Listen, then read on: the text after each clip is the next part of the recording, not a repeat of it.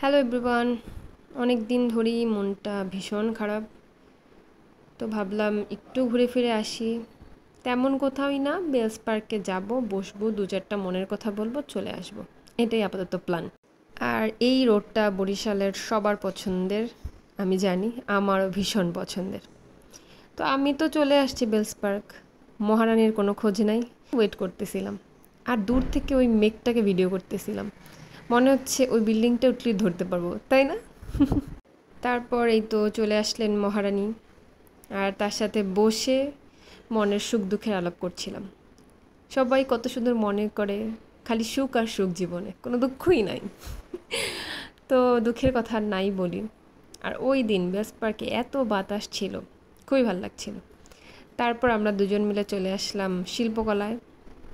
এসে এখানেও কিছুক্ষণ বসেছিলাম, ভাল লাগছিল। আর এই যে আমরা, আর ঠিক সন্ধ্যার মুহূর্তেই আমরা বের হয়ে গেলাম যে না, এবার কিছু খাওয়া দাওয়া করা উচিত আমাদের। চলে গেলাম পিৎজা খেতে, পিৎজা অর্ডারও দিয়ে দিলাম। দেন পিৎজা খেয়ে বাসায় চলে আসলাম। আজকে ভিডিওটা এই পর্যন্তই, টাটা।